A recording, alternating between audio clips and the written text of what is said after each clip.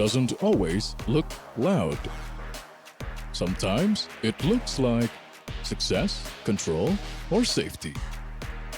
In Genesis 11, humanity came together to build a tower, not for God, but to make a name for themselves. They were united, but their hearts were misaligned. Pride shifts our focus from His promise to our agenda, from obedience to comfort.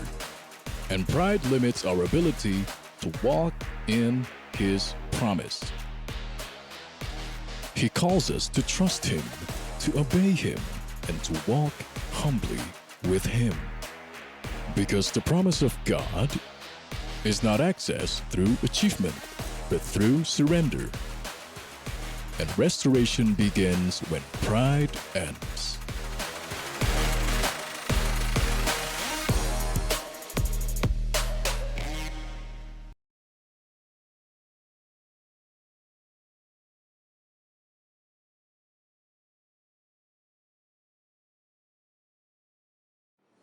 Pride doesn't always look loud. Sometimes it looks like success, control, or safety. In Genesis 11, humanity came together to build a tower, not for God, but to make a name for themselves. They were united, but their hearts were misaligned. Pride shifts our focus from His promise to our agenda, from obedience to comfort.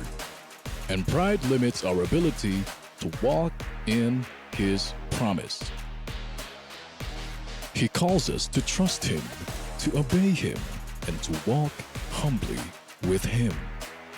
Because the promise of God is not accessed through achievement, but through surrender. And restoration begins when pride ends.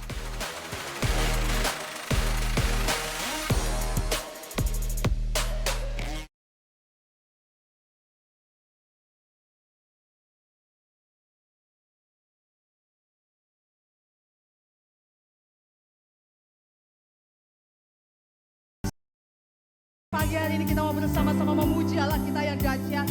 Mari saya coba untuk bangkit berdiri Bapak Ibu Saudara.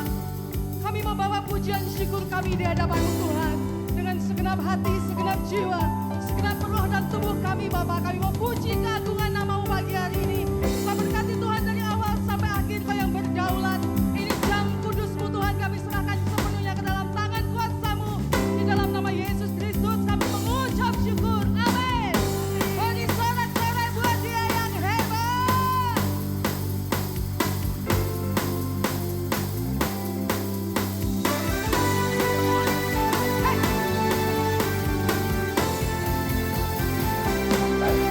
Pujian syukurku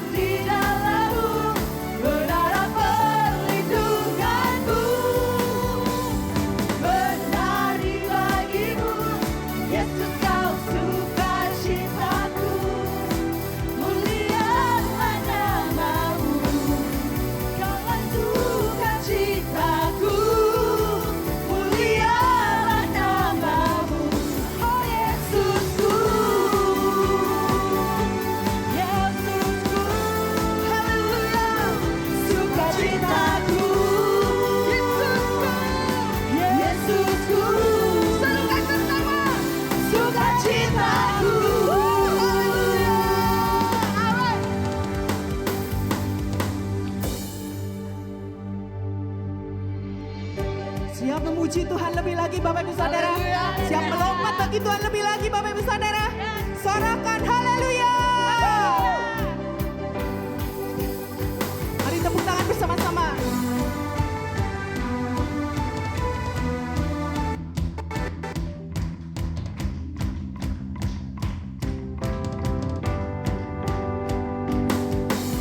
Dan terbayang kebesaran-Mu yang tak terbanding kekuatan-Mu Tuhan. Kau megah bagiku.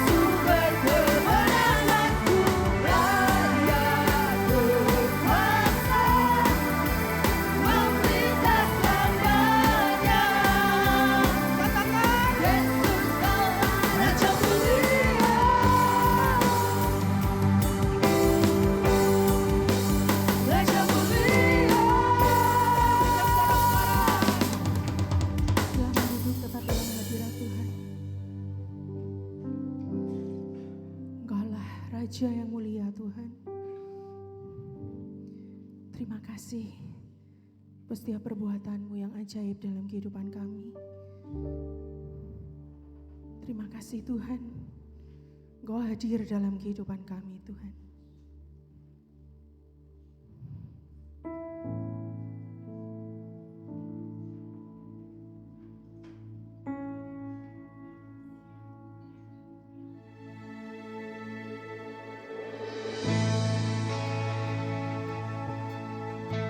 Engkau Bapa yang setia.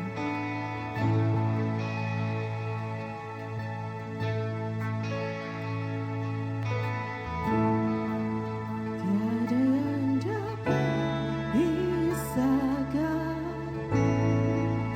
ku dari terangnya kasih-Mu. Kau hadirkan ketenangan yang tak bisa dunia berikan. Kini Kau pegang hidupku dan Kau hapus kesalahanku. Berharganya pengorbanan yang memberikan keselamatan.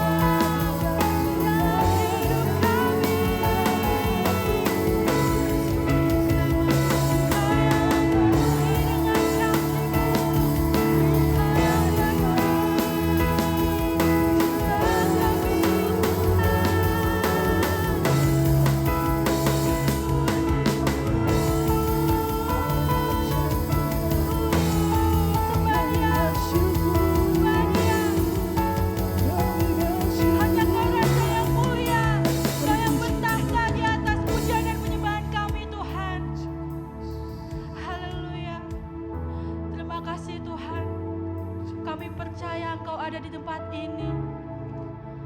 Kami yakin dan percaya Engkau jauh lebih rindu kepada kami Tuhan. Engkau datang di tempat ini untuk membawa mujizat ya Bapa. Dan kami yakin dan percaya semua yang sakit disembuhkan. Semua pemulihan terjadi di tempat ini. Yang mengalami persoalan, yang mengalami permasalahan, kami yakin dan percaya Engkau yang menyelesaikan satu persatu Tuhan. Dan kami pulang di tempat ini ya Tuhan, untuk membawa kasih setia-Mu. Kami mau menaikkan lagu kasih setia-Mu Yesus.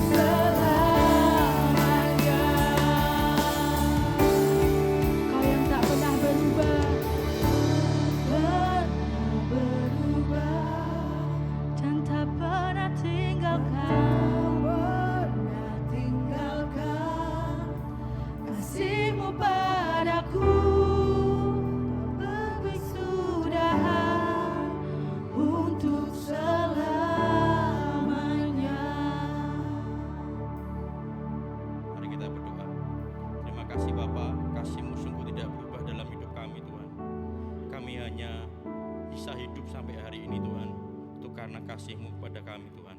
Tuhan, ampunilah hamba-Mu dan ampunilah kami semua Tuhan, di mana kami sering melakukan sesuai dengan kehendak kami sendiri.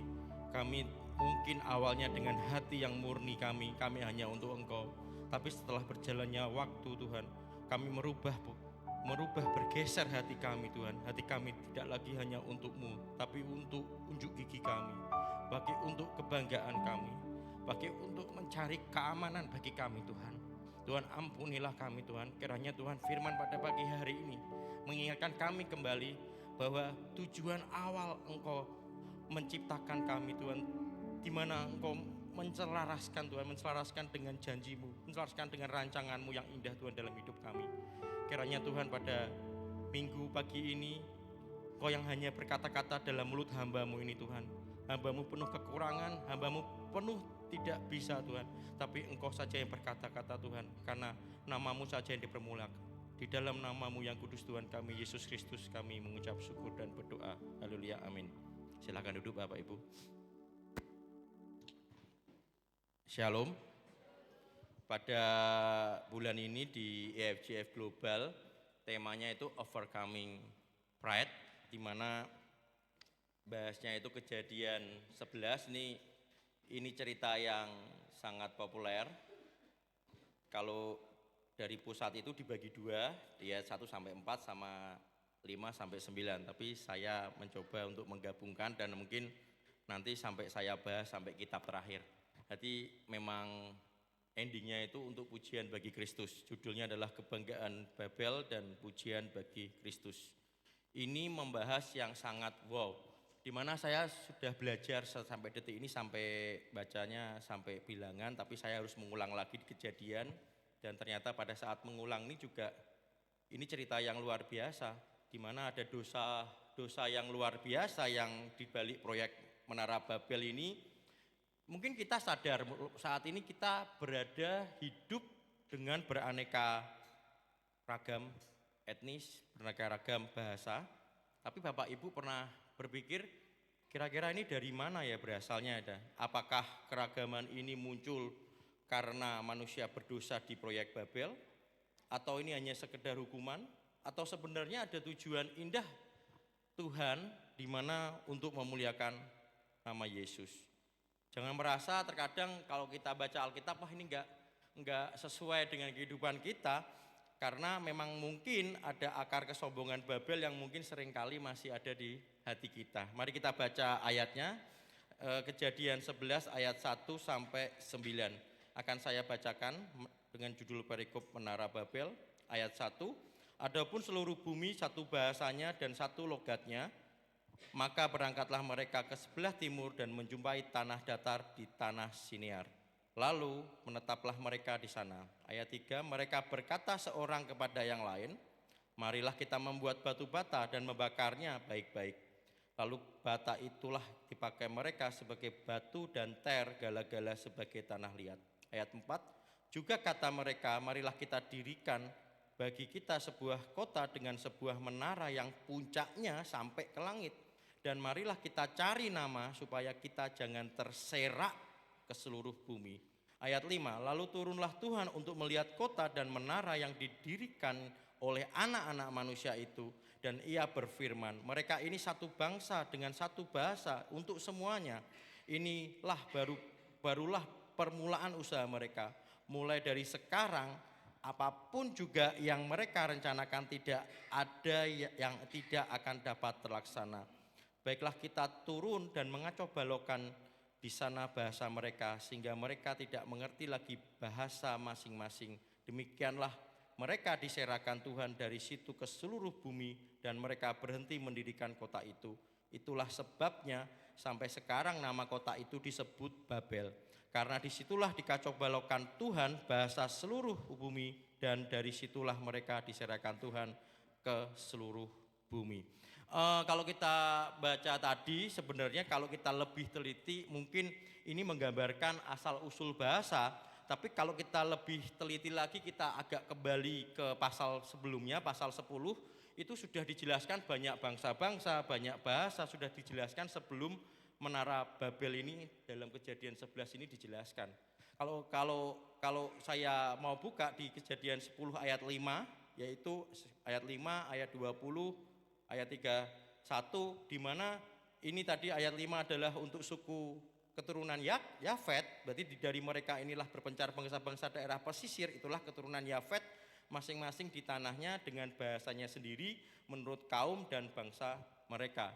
Di ayat 20 itu untuk suku Ham, dan di ayat 31 untuk suku Sem. Berarti sebenarnya tadi sebelum masuk ke Kejadian yang ayat 1, 11 ayat 1 itu ada pun seluruh bumi satu bahasanya dan satu logatnya. Loh, kok di pasal 10 kok sudah dikasih tahu bangsanya banyak, bahasanya banyak. Ini penulis Musa apa enggak tahu ya yang dia lakukan ya. Musa tidak lupa apa yang dituliskan tadi saya ngomong di Kejadian 10 ayat 5, ayat 20, ayat 31. Berarti penulis Musa ini terlebih dahulu menggambarkan penyebaran bangsa-bangsa dan bahasa di dalam pasal 10. Lalu ia baru menjelaskan di Kejadian 11, menjelaskan asal usul keragaman ini. Bapak Ibu pernah dengar Nuh? Ini kan ceritanya kejadian terus ya. Nuh ini juga ada banjir besar. Setelah banjir besar Allah berkata kepada Nuh pada saat Adam dan Hawa juga berkata, beranak cuculah dan penuhilah bumi. Di Nuh juga sama. Di Kejadian 9 ayat 1 berkata, lalu Allah memberkati Nuh dan anak-anaknya serta berfirman kepada mereka, beranak cuculah dan bertambahlah banyak serta penuhi bumi. Jadi perintah Tuhan sebenarnya suruh apa? Beranak cuculah dan bertambah dan banyak dan penuhilah bumi. Tapi di Kejadian tadi kita baca di Kejadian 11 ayat 1 sampai 9 ini apa yang dilakukan manusia? Apakah ini bentuk ketaatan pada perintah Tuhan? Malah melainkan dia membangkang, alih-alih menyebar dan memenuhi bumi seperti perintah Tuhan, tapi mereka justru membangun untuk berkumpul, untuk mengunci dirinya pada satu tempat. Berarti melihat kesombongan ini Tuhan tidak hanya diam, tadi kita lihat Tuhan turun tangan, Tuhan ikut turun tangan, bukan cuma lihat dari atas, tapi Tuhan turun tangan, ia menghancurkan rencana mereka, mengacau balokkan bahasa mereka dan memecah umat manusia menjadi berbagai banyak bangsa dan berbagai banyak bahasa. Loh, kenapa Tuhan akhirnya turun tangan? Akhirnya Tuhan ikut turun. Berarti dosa apa yang mereka perbuat sebenarnya? Dan apa hukuman Tuhan yang Tuhan berikan? Dan yang paling penting adalah apa yang dirancang Tuhan agar nama Tuhan ini bisa membawa keselamatan bagi Kristus.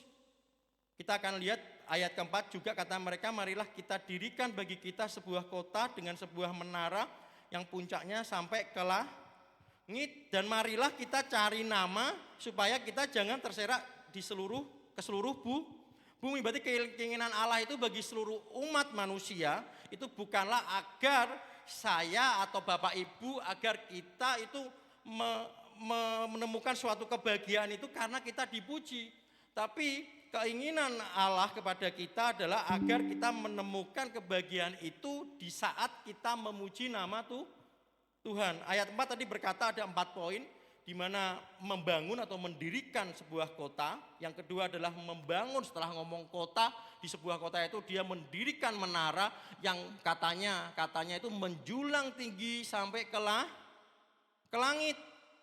Yang keempat, saya tidak usah tersebar nih, ngapain, kita akan bangun aja, kita akan sampai menaranya menjulang tinggi biar kita bisa lihat sampai ke langit, akhirnya kita tidak perlu menyebar ke seluruh bumi. Berarti membangun kota sama dengan cara untuk menghindari tersebarnya di seluruh bumi. Dan membangun menara ke langit ini sama dengan manusia ingin membuat namanya diri sendiri untuk sama dengan Allah. Berarti ini bukan bahas masalah kota dan menara aja ya Mas Agung. Kota menara itu adalah bentuk luarnya, tapi ini ada dosa besar mungkin dalam hati saya atau dalam hati Bapak Ibu, kita perlu koreksi. Di mana yang pertama adalah kita cinta akan pujian. Kita ingin orang lain memandang kita hebat. Loh, dibilang juga hebat loh, zaman dulu itu dengan sejamannya itu bisa bangun batu bata sampai setinggi itu juga sudah luar biasa. Yang pertama adalah cinta akan pujian. Yang kedua adalah cinta akan rasa aman. Jadi yang agak susah, memang manusia itu dibentuk untuk menciptakan rasa aman, tapi bukan untuk diri kita sendiri, tapi harus rasa aman kita ini timbul dengan kita bersama Tuhan. Tapi kalau yang di Kejadian ini adalah membangun kota kita sendiri agar merasa aman tanpa perlu mengandalkan Tuhan. Tuhan tidak ingin, tadi saya ngomong, mencari kebahagiaan yang karena pujian orang lain, tapi Tuhan ingin kita menemukan kebahagiaan yang terbesar dalam hidup kita, yaitu melalui kita mengenalnya dan memujinya. Jadi dosa besar yang manusia pada saat proyek Babel ini adalah bahkan setelah banjir pun sebenarnya Tuhan itu sudah luar biasa. Kalau Bapak Ibu baca sampai bilangan, saya baca sampai bilangan luar biasa. Tuhan masih berbelas kasih, kadang marah tapi masih berbelas kasih. Luar biasa, berarti setelah banjir pun yang ibaratnya banjir itu juga merupakan peringatan keras bagi Nuh dan keturunannya. Katanya Nuh adalah orang yang saleh, orang yang tidak bercela pada zamannya. Tapi kira-kira berubah? Oh tidak berubah, ternyata tidak lebih baik dibandingkan sebelum banjir. Ternyata setelah banjir kondisi yang sama seperti yang di zaman Adam dan Hawa, di mana mereka memutuskan sendiri apa yang terbaik bagi dirinya sendiri. Mereka bahkan berpikir saya harus bangkit dan mengeklaim tempat Allah. Inilah kisah yang ibaratnya jangan sampai terjadi sampai kita saat ini kalau tanpa anugerah penebusan. Karena kita sudah ditebus Bapak Ibu, kita pasti menjadi orang yang berbeda. Saya lanjut Kejadian 11 ayat 5, ada dua hal di mana manusia akan ditempatkan pada tempatnya. Lalu turunlah Tuhan untuk melihat kota dan menara yang didirikan oleh anak-anak manusia itu. Pertama, Tuhan nyebutnya anak-anak manusia. Anak-anak manusia ini adalah anak-anak Adam. Berarti pembangunan kota dan menara ini mirip apa yang dilakukan Adam tadi, di mana Adam melawan memberontak Allah pada saat memakan buah pohon itu. Sifat Adam ini terus berlanjut. Mungkin Bapak Ibu juga menemukan dalam kehidupan saat ini. Atau mungkin saya sendiri. Jangan-jangan. Jadi ini adalah anak-anak manusia. Yang kedua, turunlah Tuhan untuk melihat kota dan menara. Musa ini sangat mengejek atau sangat ngejek secara suci. Atau mengejek menara ini. Katanya tadi menaranya tinggi menjulang seperti ke langit. Tapi kenapa Tuhan harus turun untuk melihatnya? Menara itu begitu jauh dari surga. Sehingga Tuhan tidak bisa melihatnya dari surga. Kalau cuma lihat kan harusnya bisa. Kenapa harus turun? Dibilang loh Tuhan katanya maha tahu. Memang Tuhan adalah maha tahu. Dia melihat segalanya. Tapi ini kisah ini diceritakan secara ironi. Di mana Alkitab menjelaskan atau menggambarkan Tuhan seolah-olah sedang melihat ke bawah untuk mencari mana sih menara yang kamu bikin itu, mana menara raksasa yang kamu bikin itu, mana menara yang katamu tinggi menjulang sampai ke langit. Seolah-olah menara kebangkitan kita itu begitu kecil dan begitu tidak berarti bagi Tuhan. Jadi sekarang apa yang dilakukan Allah sebagai respon dari dosa yang spektakuler ini, yang manusia ini menolak untuk mengisi bumi dengan kemuliaan Allah. Malah mengamankan hidupnya di sebuah kota dan mencoba meninggikan dirinya ke tempat Allah. Saya akan lanjut di Kejadian 11 ayat 6 sampai 8. Akan saya bacakan. Dan ia berfirman, mereka ini satu bangsa dengan satu bahasa untuk semuanya. Berarti Tuhan sudah tahu mereka satu bangsa dan satu bahasa. Tapi sebenarnya bagus gak Bapak Ibu kalau bersatu? Bagus. Tapi ini ternyata rencananya tidak bagus, motivasi hatinya tidak bagus. Akhirnya Tuhan memecah bahasa dan membagi satu bangsa ini menjadi banyak bangsa di seluruh bumi. Dan sampai saat ini kita menjadi bangsa Indonesia, tapi kita bisa memuliakan Tuhan dengan bangsa kita dan dengan bahasa kita. Berarti dengan cara Tuhan di ayat 7, baiklah kita turun mengacau balaukan di sana bahasa mereka sehingga mereka tidak mengerti lagi bahasa masing-masing. Berarti Tuhan menyebarkan mereka ke seluruh muka bumi. Berarti tanggapan Tuhan terhadap kesombongan dan keangkuhan manusia malah membuat komunikasi antar mereka ini menjadi lebih sulit. Mereka tidak dapat bersatu dalam rencana seperti kata pastor kemarin ada namanya rencana global. Nanti di Wahyu juga ada rencana global dan nanti juga Tuhan akan memenangkan itu. Berarti tidak bisa bersatu dalam rencana global karena tujuannya untuk merendahkan Tuhan. Tuhan telah menanamkan sistem ke dalam dunia di mana kesombongan, kadang mungkin Bapak Ibu bisa tahu kesombongan kelompok-kelompok tertentu itu bisa membatasi kesombongan kelompok-kelompok yang lain juga. Jadi Tuhan sangat tahu potensi Bapak Ibu dan saya di mana besarnya potensi sebagai manusia yang diciptakan menurut gambar dan rupanya. Jadi dia bahkan memberikan kita kehendak yang luar biasa, kehendak bebas kita, betul. Dan akhirnya kebebasan kita, kehendak bebas kita pakai dengan salah. Kadang dengan kehendak bebas kita, dengan kebebasan kita pada saat memilih, pada saat bangun pagi pun kita memiliki kehendak bebas kita pakai dengan salah. Karena kita pakai untuk membangun kerajaan kita sendiri, kita mencari aman dengan kekuatan sendiri dan malah mencoba hidup dengan mengandalkan kekuatan sendiri tanpa kita mengandalkan kekuatan Tuhan. Namun Tuhan akan memberi batasan. Di suatu ketika Tuhan akan memberi batasan di mana Tuhan tidak, mungkin ada yang sudah diproses, ada yang belum diproses. Ada yang sudah dibatasi saat ini, mungkin ada yang belum dibatasi, masih diberi bebas. Berarti di saat Tuhan tidak akan membiarkan kita terus melangkah menuju kehancuran kita sendiri, maka Tuhan akan membatasi dan mengacau balaukan dan mungkin akan menghancurkan kesombongan kita. Dan rancangan yang global Tuhan adalah untuk memuliakan Kristus. Tapi Bapak Ibu harus ingat ada suatu prinsip yang luar biasa.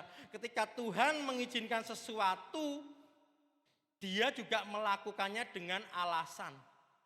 Dan alasan itu merupakan bagian dari rencana Tuhan.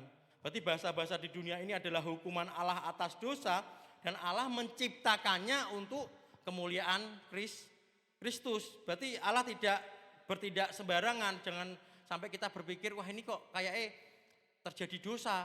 Ini kok akhirnya kok Adam dan Hawa makan. Loh ini kok akhirnya kok menara Babel kok dia bikin kok jadi tidak benar. Oh bukan, itu Allah tidak sembarangan, Allah tidak secara acak dan Allah tidak tanpa tujuan. Tapi Allah ketika mengizinkan dosa yang luar biasa ini, dosa kesombongan diri dan pemberontakan di dataran Sinar, di mana dia tahu persis apa yang dia lakukan, dia tahu persis apa yang dia tanggapi, bahwa bangsa-bangsa, bahasa-bahasa ini tidak diabaikan oleh Tuhan, tapi mereka adalah hukuman Allah atas dosa dan pada saat yang sama mereka dirancang oleh Tuhan atau oleh Allah untuk kemuliaan Yesus Kristus. Jadi bagaimana Mas Agung dosa spektakuler ini? Di mana konsekuensi dalam berbagai banyak bahasa, konsekuensi dalam berbagai banyak bangsa, ini bisa memperbesar kemuliaan Kristus. Ada 5 Bapak Ibu. Yang pertama adalah Kristen yang dijaga. Kira-kira menurut Bapak Ibu kalau satu bahasa, satu bangsa, kira-kira antikristus lebih mudah untuk membunuh orang-orang Kristen dan percaya enggak? Lebih mudah. Berarti kenapa Tuhan mengencalonkan bahasa kita? Karena kesatuan manusia kalau dengan Tuhan bagus. Tapi kalau tanpa Tuhan, ini adalah awal dari kesombongan Babel. Berarti dunia punya satu bahasa, satu kekuasaan, akan sangat mudah bagi kekuatan antikristus untuk menguasai dan menindas umatnya. Jadi jangan kita melihat, wah kok terlalu banyak bahasa, kok terlalu banyak bangsa ya, ini sebagai hambatan bagi Injil. Tapi sebaliknya, ini adalah sebagai rencana Tuhan. Allah mungkin memecahkan kesatuan kita, mungkin supaya nama Yesus yang tidak hanya terkenal di satu tempat, tapi juga dipuji secara luar biasa berbagai banyak ribu bahasa yang berbeda di seluruh bumi. Berarti keseragaman itu tidak baik kadang, tapi kalau keragaman adalah cara Tuhan agar kemuliaannya memancar di setiap sudut dunia. Yang kedua, kebanggaan yang hancur. Ya ini agak panjang Bapak Ibu, saya ceritakan sampai Wahyu. Semoga tidak bosan karena memang kalau Alkitab itu jangan cuma sampai Kejadian aja, tapi harus selesai sampai Wahyu. Oke, cara kedua adalah kebanggaan yang hancur. Jadi bagaimana kisah Menara Babel ini memuliakan Kristus? Mungkin banyak kita loh, tapi kan ada yang ngomong di hari-hari terakhir itu pasti orang pemerintahan global yang seperti pastor kemarin ngomong, ada pedagang-pedagang besar, pemerintahan global itu akan di mana orang Kristen itu akan dianiaya, betul enggak? Betul, kan ada Mas Agung, memang ada Alkitab berkata di mana pada hari terakhir Allah akan melepaskan ikatan yang saat ini mungkin kejahatannya, mungkin kata kita, wah sudah ngeri ya dunia ini ya. Ternyata saat ini mungkin kejahatannya masih ditahan oleh Tuhan. Tapi nanti antikristus atau orang yang melanggar hukum ini sudah enggak ditahan lagi, sudah dilepaskan. Seperti kata Paulus di 2 Tesalonika 2 ayat 3, janganlah kamu memberi dirimu disesatkan orang dengan cara yang bagaimanapun juga, sebab sebelum hari itu haruslah datang dahulu murtad dan haruslah dinyatakan dahulu manusia durhaka yang harus binasa. Bukan hanya itu, Yohanes di dalam kitab Wahyu ada sebutan binatang, ya ini binatang ini kan kalau bagi kita binatang seperti apa ya, tapi kita tangkap dulu, nanti kita akan bisa tahu setelah ini digenapi. Tapi ciri-cirinya harusnya kita mulai mengerti di mana binatang. Kita akan baca di Wahyu 13 ayat 3 sampai 8. Saya baca yang ganjil, Bapak Ibu baca yang genap. Sudah ketemu Bapak Ibu? Alkitabnya di depan atau di HP atau di Alkitab manual? Maaf, saya juga agak manual, salah nih. Harusnya kita kadang-kadang perlu Alkitab manual. Oke, kita akan baca, sudah ketemu? Oke, saya akan baca ganjil, Bapak Ibu genap. Ayat ketiga, maka tampaklah kepadaku satu dari kepala-kepalanya seperti kena luka yang membahayakan hidupnya, tetapi luka yang membahayakan hidupnya itu sembuh. Seluruh dunia heran lalu mengikut binatang itu.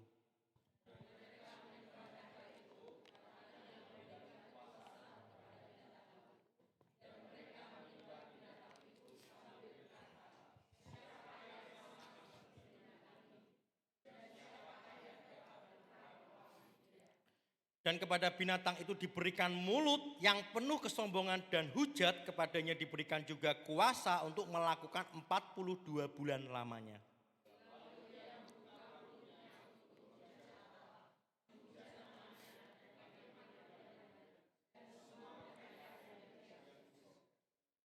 Dan ia diperkenankan untuk berperang melawan orang-orang kudus dan untuk mengalahkan mereka. Dan kepadanya diberikan kuasa atas setiap suku dan umat dan bahasa dan bangsa.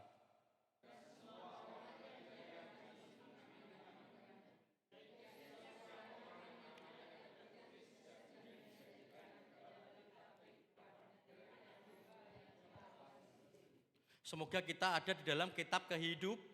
Oh kok semoga Mas Agung, pasti kita ada dalam kitab kehidupan. Amin. Kalau enggak kita akan menyembah binatang ini karena enggak ada dalam kitab kehidupan. Berarti jelas akan bangkit dengan daya tarik yang luar biasa, global ini luar biasa, akan menganiaya yang sangat mengerikan bagi orang percaya dan orang-orang Kristen. Namun ini kaitannya juga sama dengan pemberontakan yang sinar di menara yang mereka bangun yang disebut adalah Menara Babel. Kata Babel dalam bahasa Ibrani ini di dalam perjanjian lama ini keluar 200 kali diterjemahkan sebagai Babel.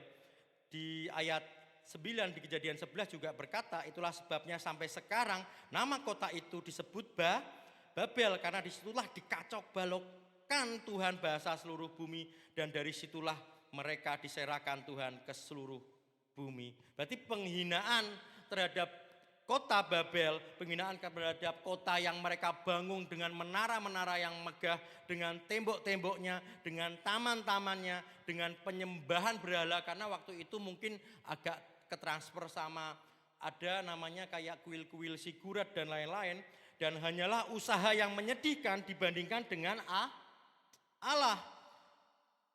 Jadi nama Babel atau Babylon adalah nama yang diberikan kepada kota binatang. Masa benar gak sih Mas Agung? Saya akan baca Wahyu 14 ayat 8 dan 9. Dan seorang malaikat lain, malaikat kedua menyusul dia dan berkata, sudah rubuh Babel, kota besar itu yang telah memabukkan segala bangsa dengan anggur hawa nafsu cabulnya. Dan seorang malaikat lain, malaikat ketiga menyusul mereka dan berkata dengan suara nyaring, jikalau seorang menyembah binatang dan patungnya itu dan menerima tanda pada dahinya atau pada tangannya.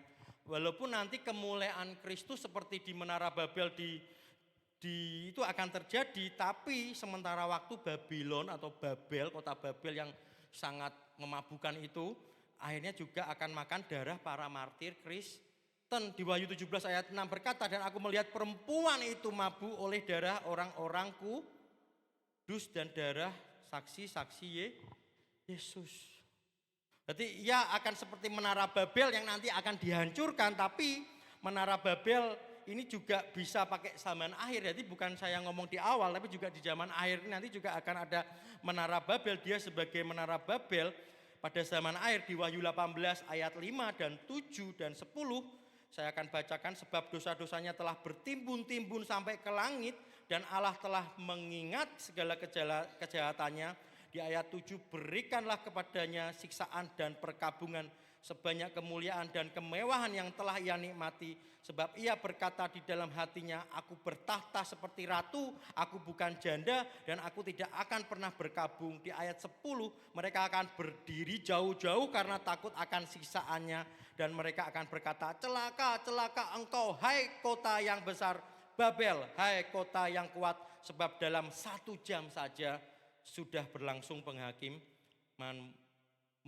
Di mana Allah tadi saya ngomong melepaskan ikatan yang telah dipasang oleh bangsa-bangsa, mereka dengan hebatnya membusungkan dadanya dengan kebanggaan, saya yang paling hebat, saya adalah Babel yang paling, kota yang paling hebat.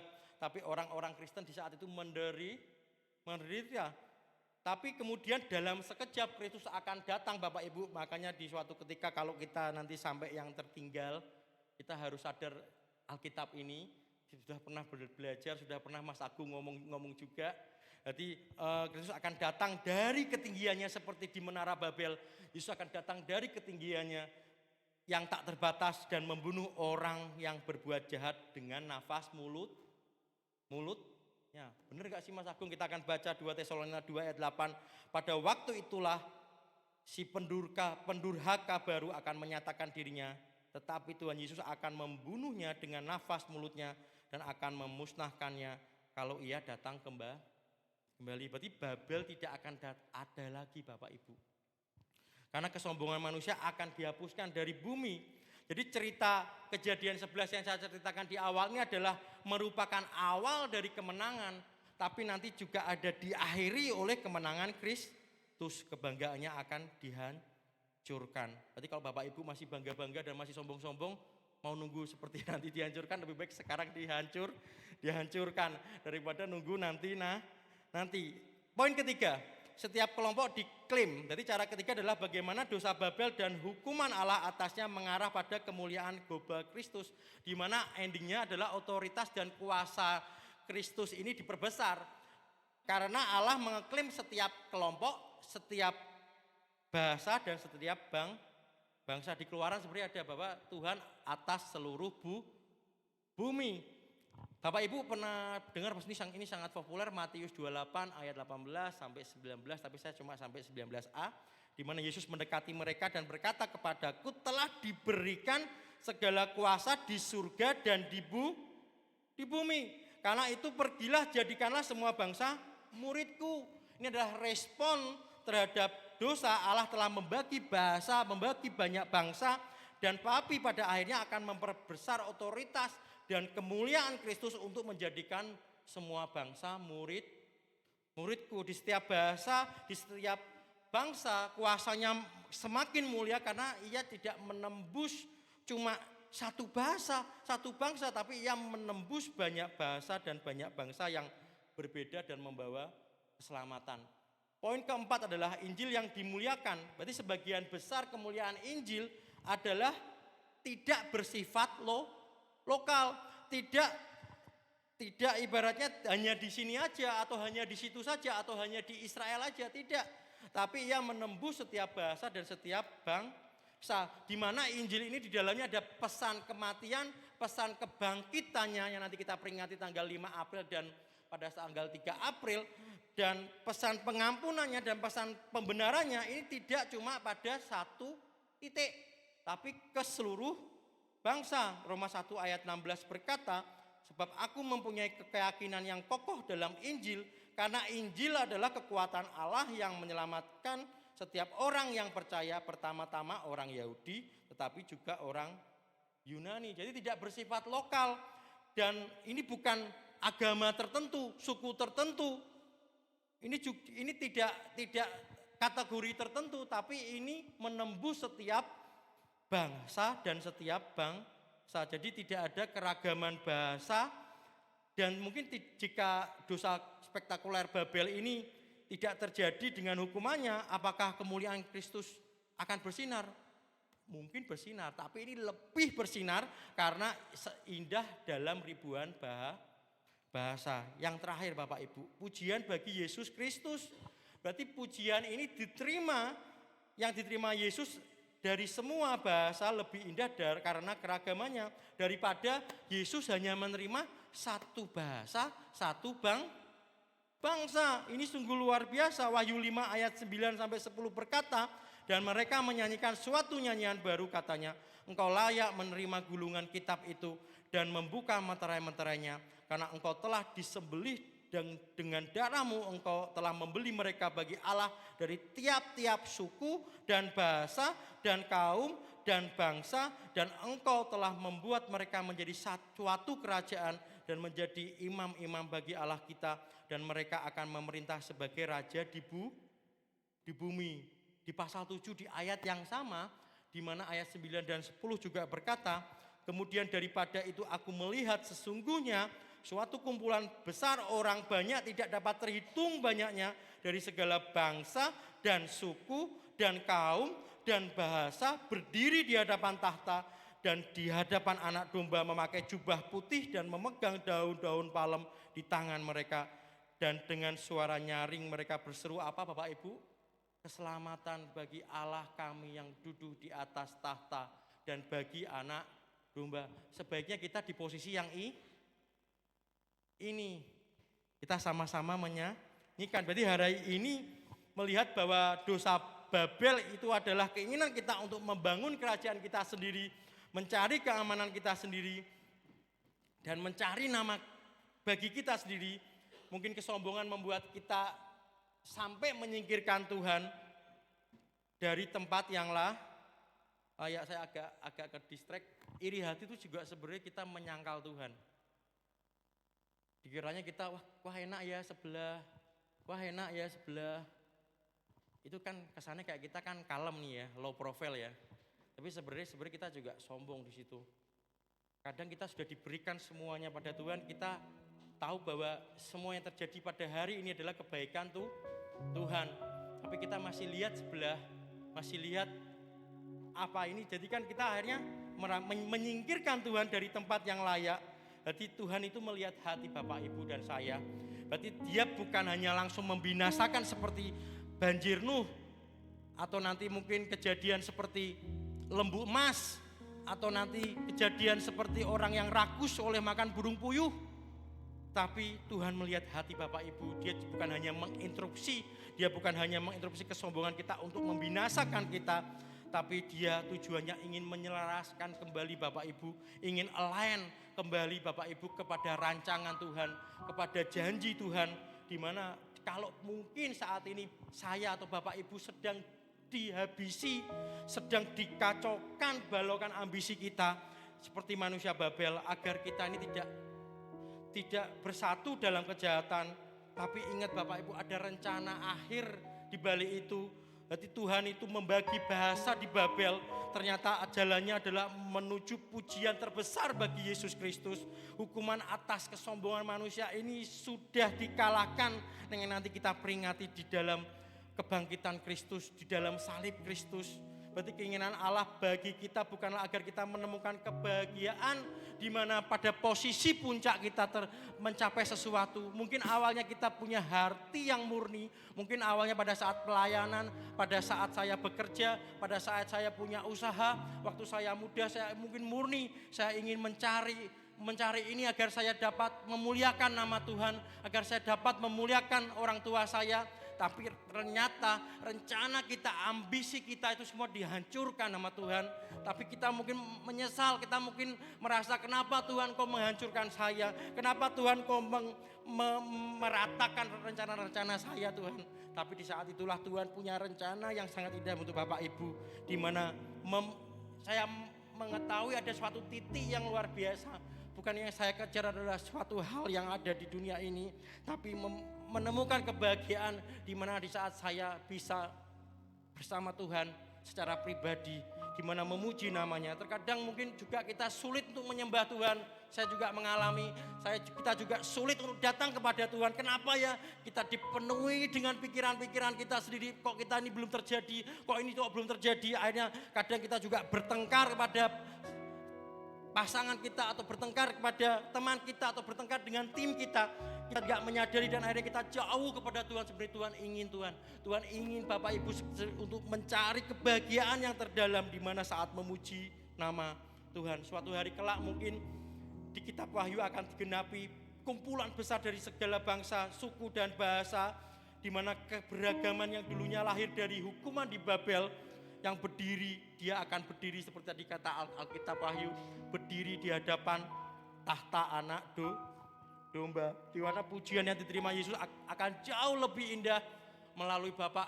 Bisa istri saya dengan bahasa Minahasa, mungkin dengan Bapak Ibu dengan bahasa Jawanya, mungkin dengan Cik Lucia dengan bahasa Mandarin, dan lain bahasa-bahasa yang kita punya. Berarti pujian yang sangat kita nyanyikan dengan ribuan bahasa yang berbeda, bukan hanya satu, tapi kita perlu meruntuhkan menara kesombongan pribadi kita hari ini.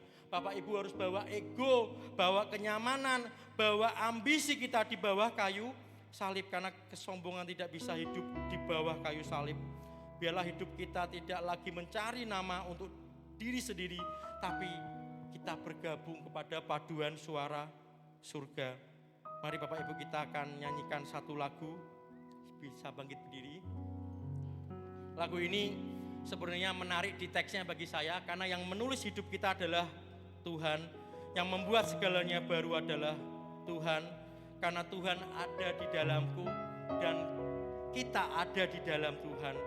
Kita dicipta untuk membawa harum nama Tuhan. Ingat Bapak Ibu, bukan kita punya potensi, punya ketaatan, tapi kita dicipta untuk membawa nama harum nama Tuhan. Dan kita datang mencari wajahnya dan mengasihinya selalu. Kita akan nyanyi bersama.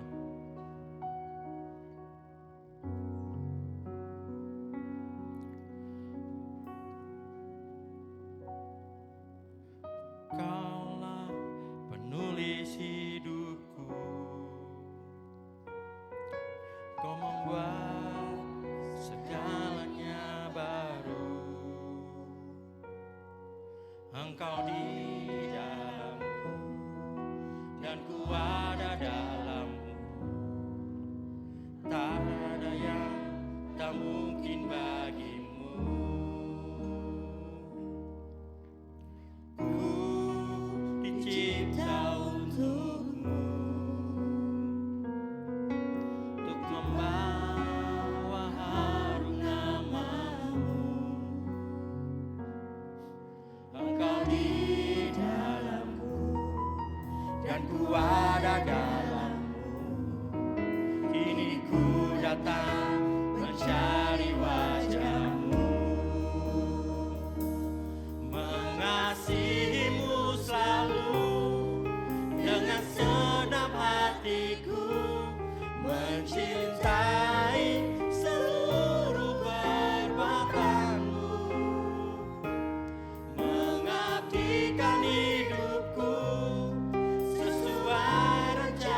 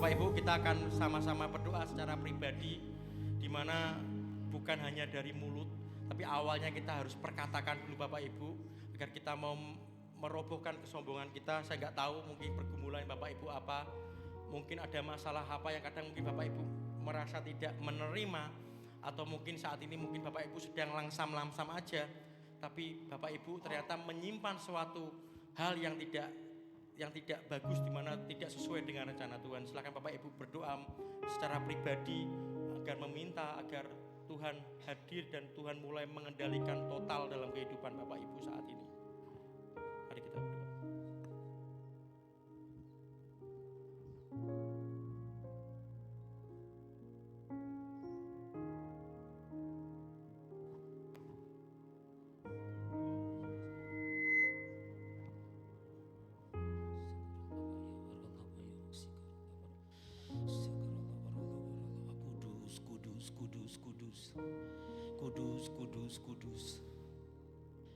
Kudus firman-Mu, kudus hadirat-Mu, kudus sapaan-Mu.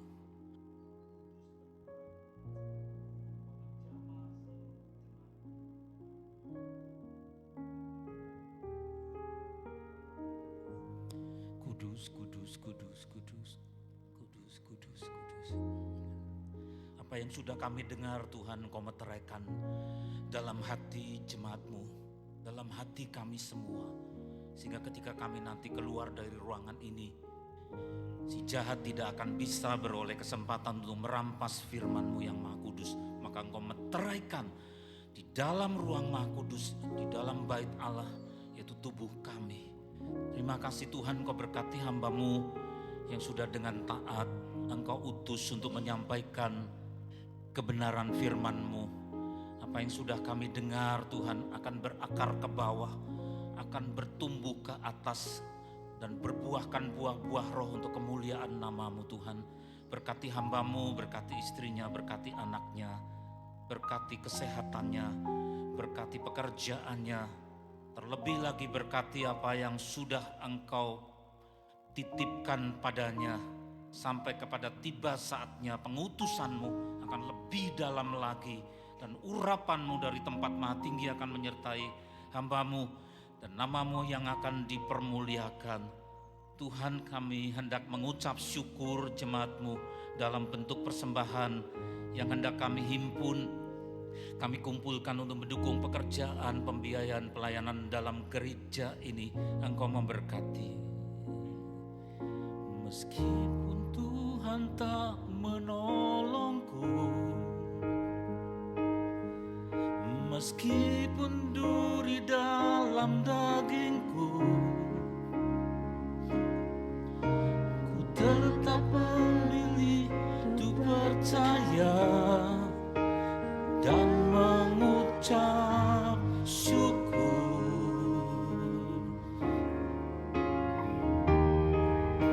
Meskipun doaku tak terjawab, meskipun hatiku habis lenyap, ku tetap memilih untuk percaya dan mengucap syukur.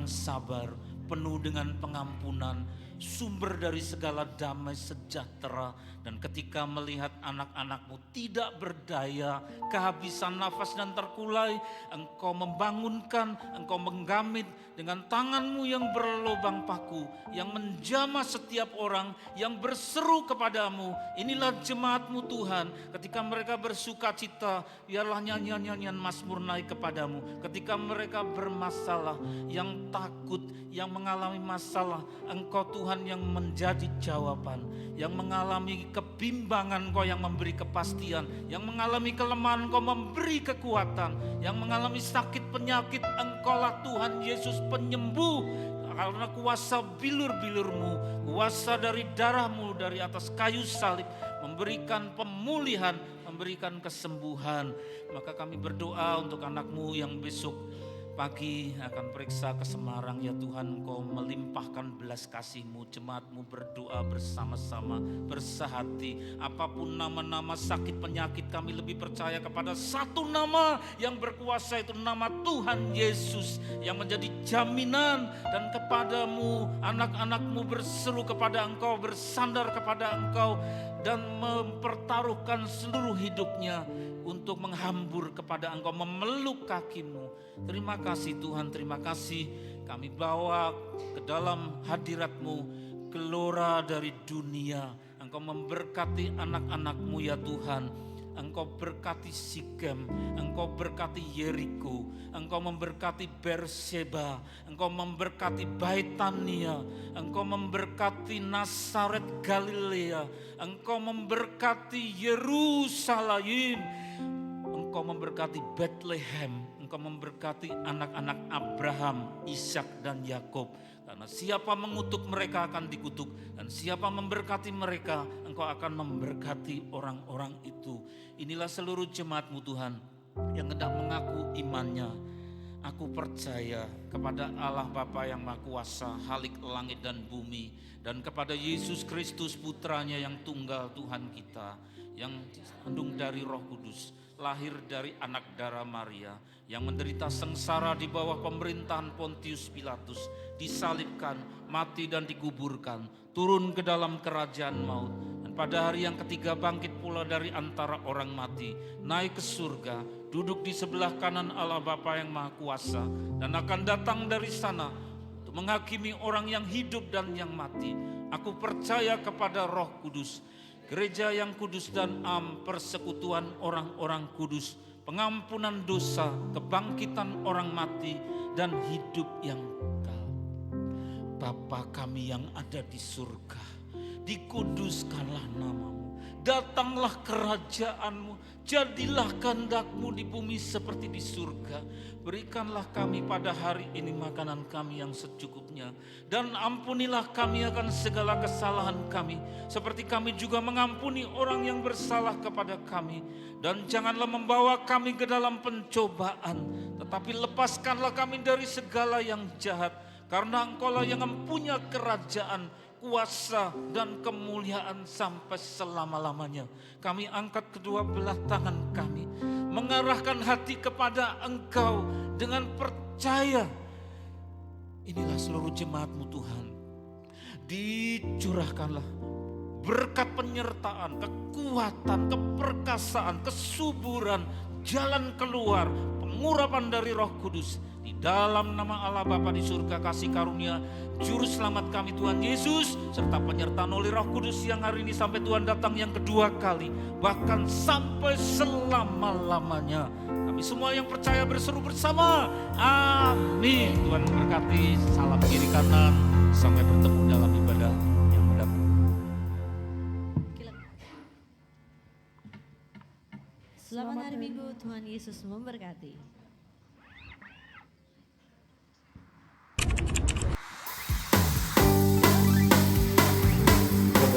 Yang ke-16. Tuhan Yesus memberkati. Wherever you go, wherever you stay, don't you forget that love is always coming your way.